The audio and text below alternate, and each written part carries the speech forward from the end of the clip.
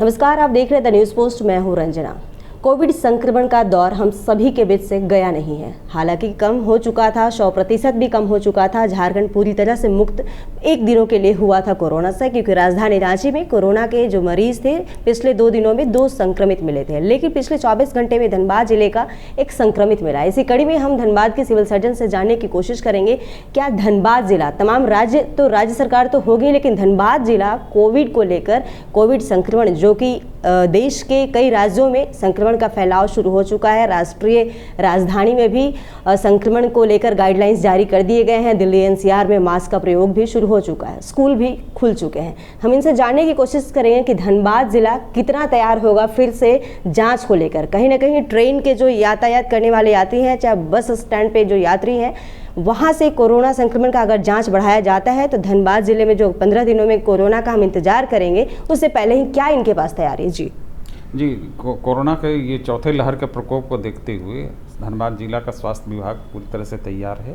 हमारे जितने भी बेड्स वगैरह हैं सब रेडी स्टेज में हैं।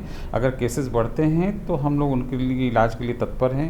ये केस अभी कल पॉजिटिव हुआ है, उसके लिए हम लोग तो वो पेशेंट की स्थिति ठीक है। हाँ। और उसमें कोई कुछ 60 ईयर्स का बुजुर्ग व्यक्ति है और उसमें कोई कोमॉर्बिडिटी नहीं है। वो व्यक्ति अभी स्वस्थ है। उसका ऑक्सीजन लेवल वगैरह की स्थिति भी बेहतर है, स्टेबल है।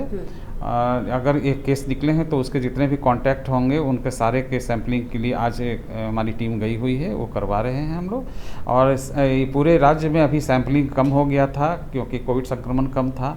अब जब संक्रमण बढ़ा है तो हमारे भी पुराने तरीके से ही जितने भी रेलवे स्टेशन, चेक पोस्ट जहाँ हैं, जहाँ से है बस स्टैंड, हाँ, पब्लिक प्लेसेस में हम लोग निश्चित रूप से बढ़ाई जाएगी। संक्रमण फैलने से पहले ही अगर तैयारी सुनिश्चित हो जाती है तो कहीं ना कहीं से रोका जा सकता है। लेकिन सबसे महत्वपूर्ण बात आपके प्रेस के माध्यम से हम ये भी कहना चाहते हैं कि बचाव ही उपाय है और बचाव के लिए हमें कोविड बिहेवियर जरूर लागू करना चाहिए। इसलिए तमाम लोगों से, धन्यवाद वासियों से मेरा आग्रह है कि कोविड बिहेवियर जो है, मास्क लगाना, सैनिटाइज करना, भीड़ भाड़ से बच के चलना, ये नियम को जरूर जारी रखेगा। और वैक्सीनेशन के दोनों डोज साथ ही अगर प्रिकॉशन डोज भी लेते हैं तो बेहतर है।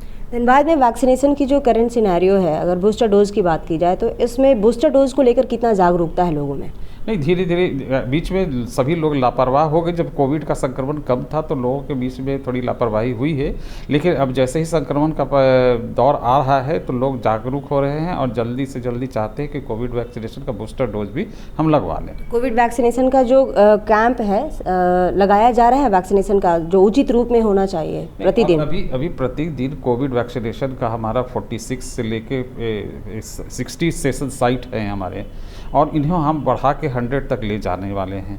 तो वैक्सीनेशन के प्रक्रिया में हमारी धीमी नहीं है। हम लोग हर जगह अप्रोच कर रहे हैं और ख़ास करके 18+ और 60+ वाले लोग तो लगभग दोनों डोज ले चुके हैं।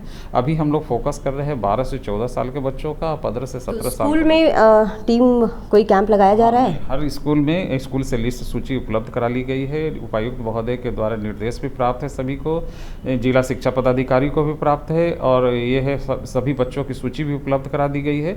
सारी स्कूल में हमारी टीम जा रही है और उस हिसाब से सबको टीकाकरण करने का कार्य कर रही है।